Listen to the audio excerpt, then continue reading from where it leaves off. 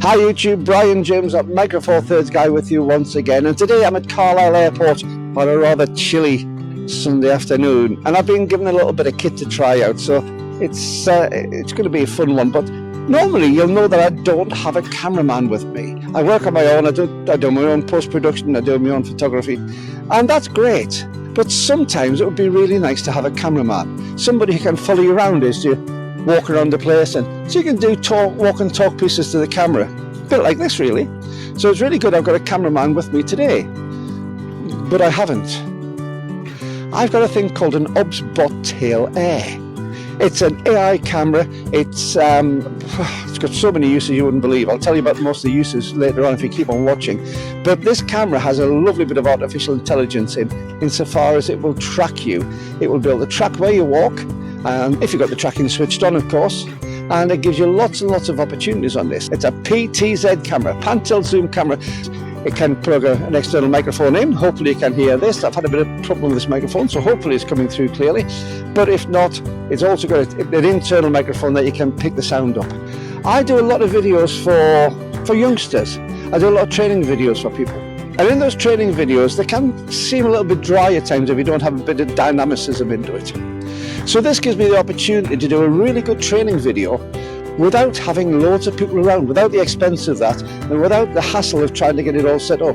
I can come up and set up somewhere. For instance, I'm at Carlisle Airport. If I was doing a training video on, for instance, RAF bombers, it could go something like this.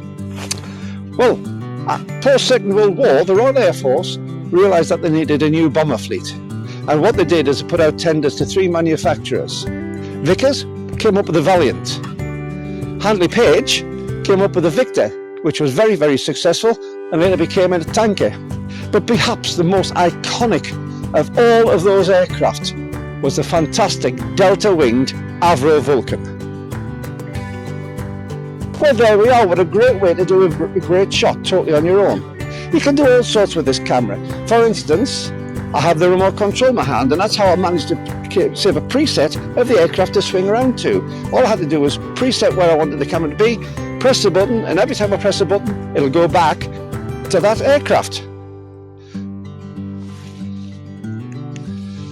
Wherever you left the camera last. And because I already have preset on me, we're back onto me again as well. Let's zoom it, let's tilt it up a little bit, all from the remote control. We can also do other things. It's gesture driven as well. So if we want to zoom in or out, we can just hold our finger up in an L shape and that'll zoom us out. Do it again, and just looking at the monitor down there, it will zoom us in. I can do gestures to zoom in and out just by doing that. I can stop and start recording, and I can switch on and switch off the automatic following. It's wonderful. Let's turn it off again. And there's a little light on the front which lets me know what mode it's in. So let's go back inside the house, let's get into the wall, let's go and have a real good look at this Obsbot 2, and let's discuss what it can really do to make your videos that much better. Come on. Well, we're back in from the cold and the wet into my house again, and really good because it's nice and warm in here. Now you would have noticed that the sound on that was a bit distorted. I said I was having a few problems with my sound and I couldn't suss out what it was. And I was wondering if it was the Obsbot. No. Well, yes and no, sort of. I've been using my Rode Go microphones. I've been using them for a long time on my Lumix G100. And I've always had to have the output turned up to maximum to get a good signal noise ratio out of it. It's not sensitive enough. Well, this Obsbot has a 3.5mm jack on the side, and it allows me to plug my Rode Go into the side. And what it was, because it was putting out so much output, the input stage on this is very sensitive, which is a really good thing because a sensitive input stage means that you don't need to put as much signal in to get a good response. And that has the added advantage that it suppresses background noise, so you get a good signal noise ratio. So the Obsbot scores a real 10 out of 10 on that one. But what it was, I had to turn my microphone down a little bit to make sure it wasn't overloading. And of course that's what I had outside, so hopefully this one isn't overloading now. I've got this actually plugged into my Obsbot still, and I've got another one because you didn't see the Obsbot when I was doing it before. So let's have a look and see what an Obsbot actually is. Well, when I first got this camera, it was to let you know that this is a sponsored video. It's been sponsored by Obsbot, who've kindly supplied me with 2 Obsbot Tail Airs and 2 Ethernet adapters, plus the dinky little remote control, which we'll talk about in a few moments. They came in some really good quality boxes, but not full of loads of packaging. Inside the box, without any other packaging, was this nice sort of semi-rigid case with Obsbot written on the top. Really sturdy, really protective of it. Nice little hand grip on it. And that was it. No other packaging in, which I really like, because we've talked about saving the planet and not using too much packaging. This was really well thought out. So 10 out of 10 for the for that Obsbot. Opening it up. Well, inside, I'll just move that over. This is a little USB-C, or 2 USB-C to 1 USB-C adapter, so you can plug a power lead in as well as doing data takeoff. Good little thought, that. Really good little thought. Inside here as well, there's a USB-C to USB-C cable and a USB-C to USB-A adapter to put it into the more normal, bigger adapters. And you'll see that it's a really nice case, very, very close fitting. The Obsbot just doesn't move around in there. It's very nicely molded. And again, there was no superfluous packaging. The only packaging has a little small, very thin plastic bag just to hold these together, the cables together when they came. But the Obsbot itself, there's no extra packaging in this. It's very tight to get in and out, to tell you the truth, which is really nice because it means the box is well fitted. So you can see the case there. We'll close this up. If I don't drop it, don't drop it. It's a bad move. So I'll put that to one side. I will show you the Obsbot itself before I take you through some of the specs.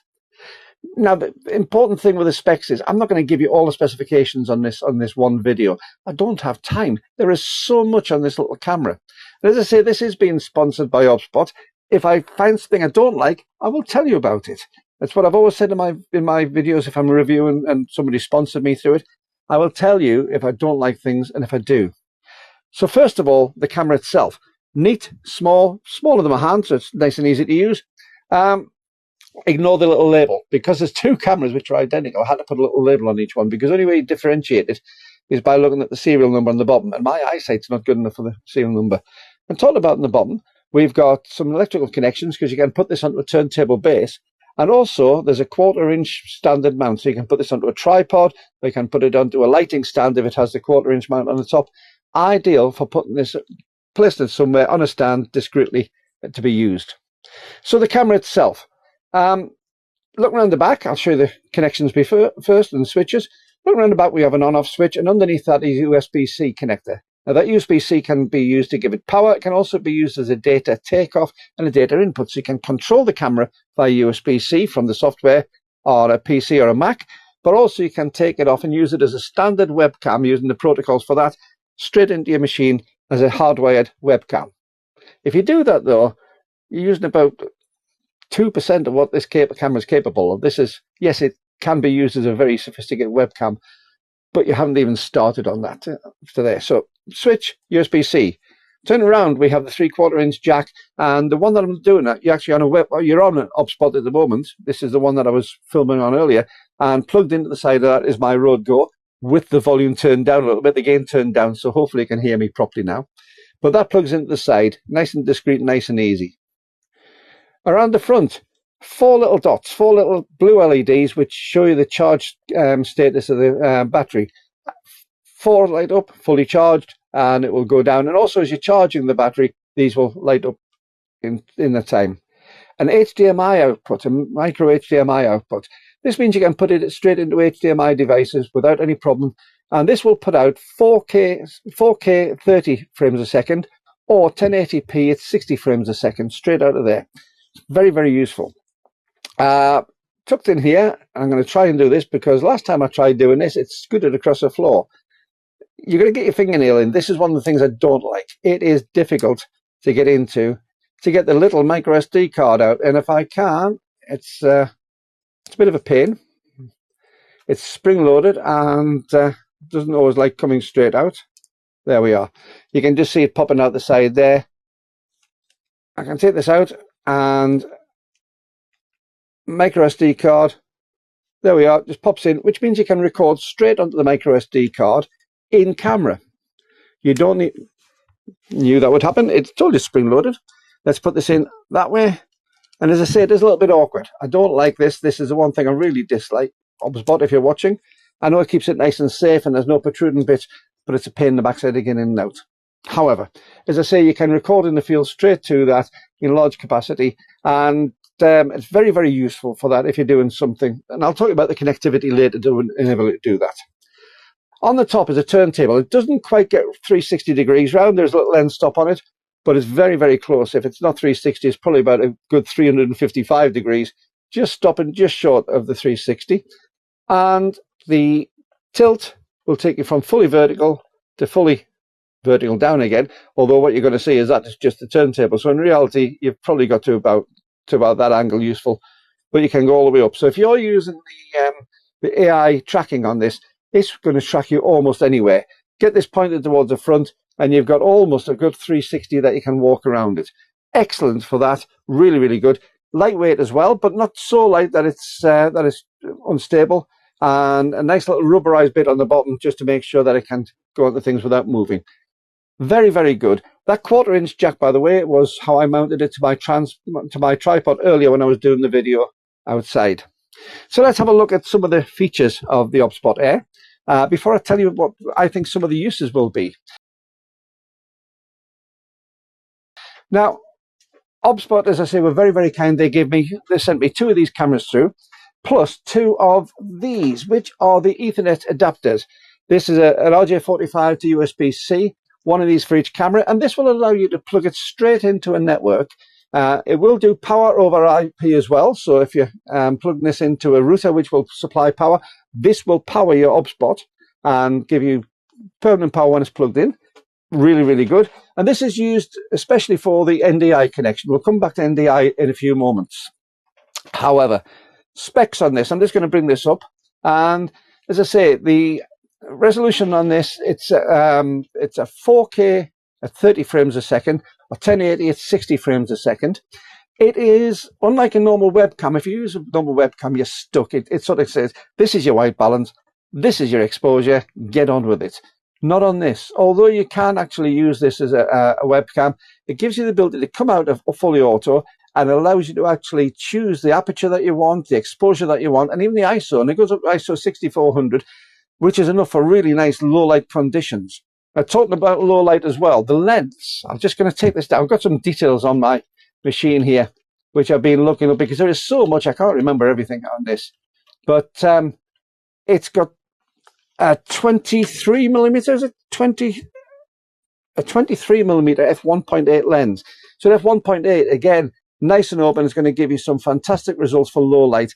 There's a multi-lens setup in there as well. It's not just a single lens. This is crafted and as good as any other camera lens that you're going to get for a vlogging camera, or far, as I say, far, far better than any of the webcams I've come across. The other thing I meant to mention on there is this little LED strip across the front. If I just turn this on, you might be able to see it on there.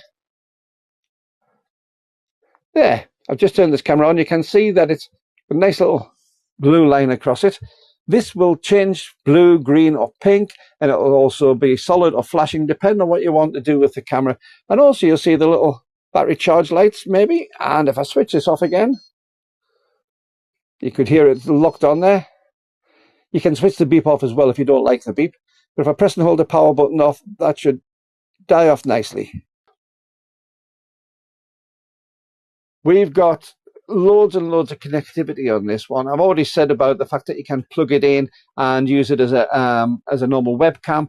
You can get a direct connection from your phone or tablet, whether iPhone or Android, straight to this. So if you're in the field and you've got no internet connection, doesn't matter, because you can connect your screen straight to that. That's how I've got it connected up at the moment, which means that you can stream straight into the card inside the camera, but you've got full control and full monitoring. I'll lift this up and try and let you see.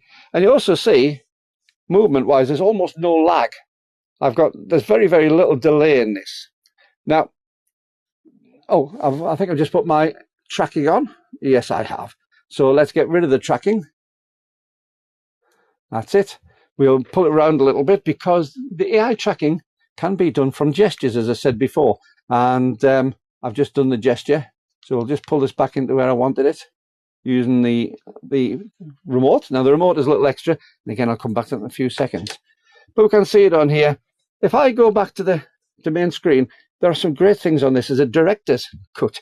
But this gives the ability to actually put the presets in, and you'll see there was the presets that I saved in earlier on this particular camera. So you got the Vulcan, an open field, and myself there.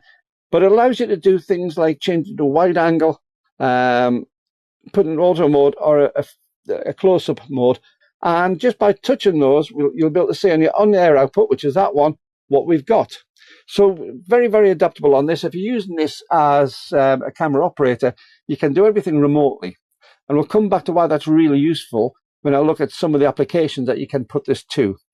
We can change our zoom. We can change our focus point just by touching. So if you're using a 3 or 4 on a tablet, it becomes a touch screen control method for this. You can change your presets. You can save the presets, all the things that you really want to do. You can start a recording, stop recording. And also, once you've got those recordings, you can do direct transfer over to your device, or you can take the card out and put it into something else. That's nice and easy. Just looking down the menu here, I said it's got a built-in microphone. The built-in microphone will automatically come on when you unplug the 3.5mm jack. But also for both the external and internal, you can use automatic gain control, or you can set the gain yourself. You can set up lots and lots of auto systems, for instance, face focus, face exposure. So we'll do that automatically just on faces. And by the way, the AI tracking will also track animals and objects. If you click on the object on the screen, it will follow an object, it will follow an animal. It's not just facial tracking or body tracking. It's really adaptable.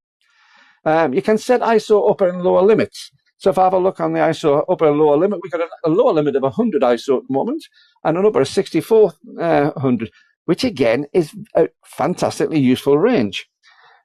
We've got different modes of connectivity, as I said. We've got the normal webcam, which is the UVC mode. So that you can't record the card on that, but it will work as a normal webcam through the USB-C straight into your machine. You've also got RSTP mode, and this gives you the ability to use this through a web page anywhere in the world. So you could use this as a very sophisticated security camera. This can go into your home, and because it is so sensitive, it can be used in very low light conditions, but you can monitor this from almost anywhere in the world through a web page, again with your security on it, but you can get into a web page onto this, and you can control your camera remotely.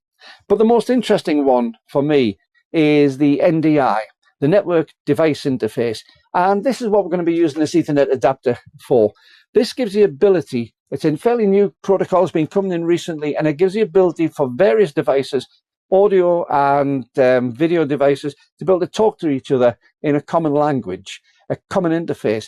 And this really is useful. It's a commercial thing. It is an extra activation key which you would need to get from Obsbot to enable it. And they've, again, very kindly given me 2 keys to be able to enable me to test these. But the keys go on and activate the camera. Once the camera is activated, that's it done. It's great. But this allows you to talk to all sorts of things. Now, I use OBS quite a lot. And using this camera, you can download an OBS NDI connector, which will it's a software connector. You just literally download it and install it. And that will enable OBS for NDI. By enabling NDI on this and using Ethernet, you can use multiple cameras straight into OBS or whatever your video or audio software is, and it'll allow it to directly stream into there, to live stream into that. You can also live stream straight out of things like YouTube or Facebook or whatever it is that's got a live stream capability. This can be used as a live stream camera through NDI straight into those sessions. The only problem with NDI is it is, because the amount of high quality video, as I say, up to 4K that you can stream, 4K 30, because of the amount of data that's going through there, you need to have a good solid network connectivity, and you also need to have a good quality machine to be able to run the software. My machine's not up to this. So although I can do 2 NDI cameras or 3 NDI cameras or even more, my machine will only handle 1 at a time. But what it allows you to do is, if that is the case, that you can connect one through, say, NDI, you could connect another one straight through UVC, but also you can directly wirelessly connect onto these cameras without using the Ethernet adapter. You can wirelessly connect on to straight into here. There's also software, which is free software, which you can download, and you've just seen some of it there. But also there's one for Mac and PC, so you can control it straight from them, either wirelessly or through your network. The opportunities are boundless. As I say, if you want to use it as a normal webcam, then you can. It does a very, very good webcam with superb quality. I've been using this through OBS into Zoom, so I can actually do my live stream through Zoom, for instance, into conference calls, but have multiple cameras to enable me to do what I want to do with it. By using those presets as well, if I was doing something like a demonstration on Zoom, say I was doing a cooking demonstration, I can have the camera tracking me, so as I'm talking to the camera, I can just talk to the camera, it'll follow me around without me having to worry about video production. It allows me just to walk around and put the camera where I want it to be. It'll always be on me if I want it to happen. But also I can save a preset of it, say, looking down at the workbench where I'm preparing the food, just by pressing either on the screen or on the little remote control, it will go straight to there. By pressing the other preset, it'll come back up again. If you're using more than one webcam and you've got more than one person, it'll lock onto the individual. So even if you start crossing over in front of each other, those two individual cameras will lock onto you. And so long as you stay in shot pretty well, they will not go off you. You can even go out of shot and come back and it will pick up on you again. But as I say, if you've got two cameras onto two faces, even if those two people cross, the Obsbot will follow you. It's absolutely incredible. I said about the gestures before. You've just seen me what happened when I lift my hand wrong. You can actually switch the gestures off if they become a bit of a problem, which is really good, because sometimes you want it to be, like at the moment, I don't want it to be swinging all over the place. I actually want it to be in a fixed place. And you can switch them off, again, just straight inside the software. Only problem for me, the on-screen software doesn't allow me to control more than one camera at a time. So if I'm using two cameras in the field, I would need two separate devices, say two iPads or two phones, to be able to control them. That's one little bit of a problem. And again, the on-screen ones on the PC or the Mac will only control one camera at a time. You can record on both, and the cameras will work independently on both. But to be able to do the control from the device, you need two devices. Bit of a problem on that one, but it's not too bad. Now, finally, I'm going to come to this. This is the little remote control that you can get for it. This will control up to 3 different cameras. And where I said that you lose some of the connectivity just on the tablet or the phone, because it can only connect to one, this will allow you to do all sorts on all 3. You can switch on the AI tracking on this. You can zoom in and out on an individual camera. You can both save and select presets on all 3 cameras. That's up to 9 presets you can have if you've got 3 cameras connected. You can start and stop recording from this. It really is useful for that. So it's a fantastic little bit of kit. I did wonder about the little side bits of a particular shape, and I've been told that this is going to be the first part of a monitoring device which Obsbot are going to be putting out. I haven't had that confirmed, but it would appear so. So this will plug onto the side and complete the edge of that and give you control of the devices on there. So it'll be on the side of the monitor that you can have, so you won't have to necessarily have an iPad. You'll be able to see the pictures come through. But joystick as well for the tilt zoom, for the tilt pan. As I say, zooms on the side. Really useful thing. It's absolutely superb, and I think it's essential if you're going to have one of these. So the remote control really is worth it. Prices. Now, prices can be an interesting thing on this, but what you've got to compare it to is, well, nothing. There's nothing really in the market I can think of which does this job so widely to be able to compare it to. So for the Obsbot itself, I've just got Obsbot's website up here. They're saying it's all this price on dollars, so in the UK is about the same, but in pounds. $499 for the Obsbot itself. That gives you the advanced AI tracking, the NDI connectivity should you need it, and lots of multi-port connections. And of course, as I say, it's a standalone unit. For the license key for the NDI from Obsbot is $99. Now that's a one-off payment. You don't have to do any more. Once it's loaded in and activated, then the camera becomes NDI compliant. And that's because NDI is a company in its own right, and so it's a licensed product. But it's a software license, downloaded, very, very simple. All it is a key that you just copy and paste in on the software, load it up, and it activates it. The Tail Air Smart Remote is $79. And as I say, I think this is fairly essential for what you're going to need on it.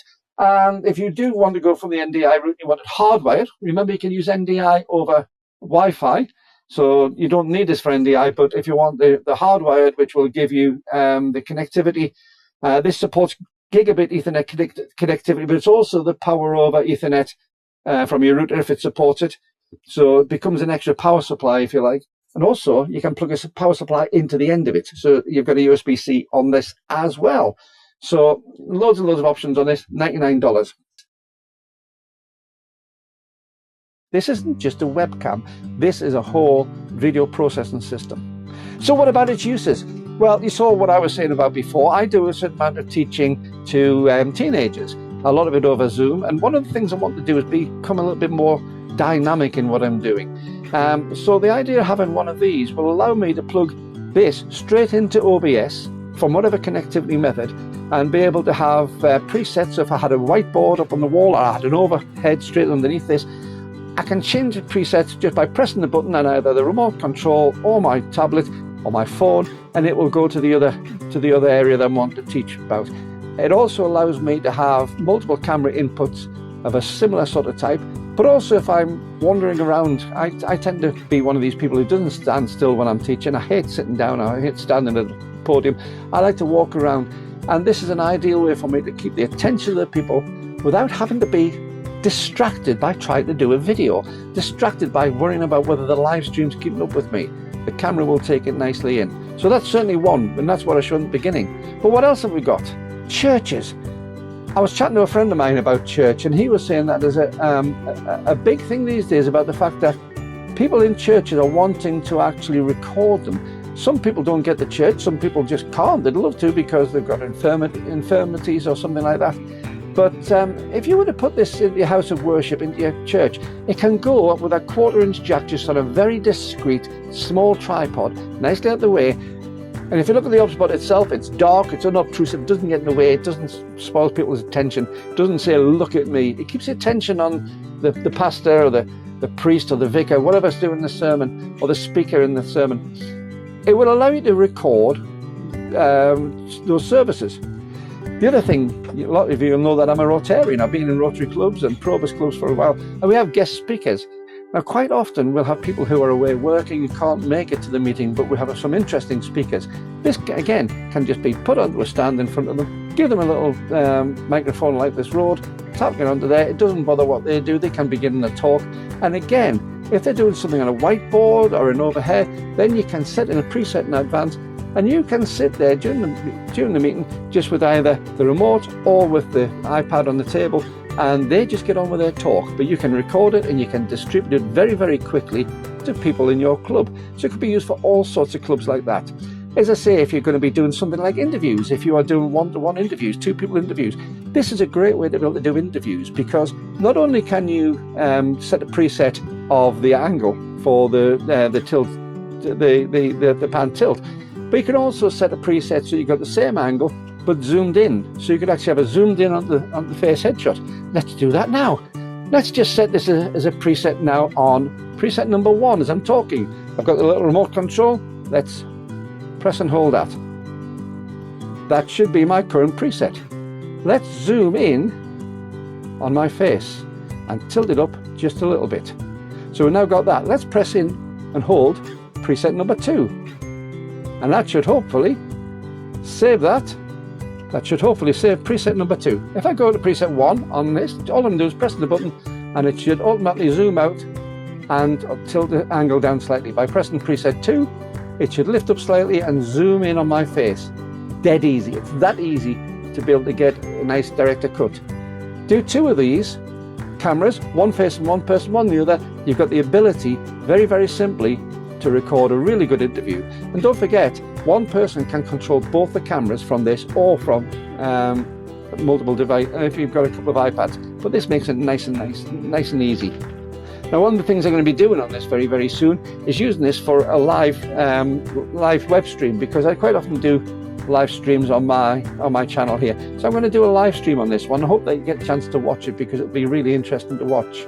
Now, before I go, these wonderful people here are my Patreon patrons. I've talked about them before. These are the people who really help support the channel.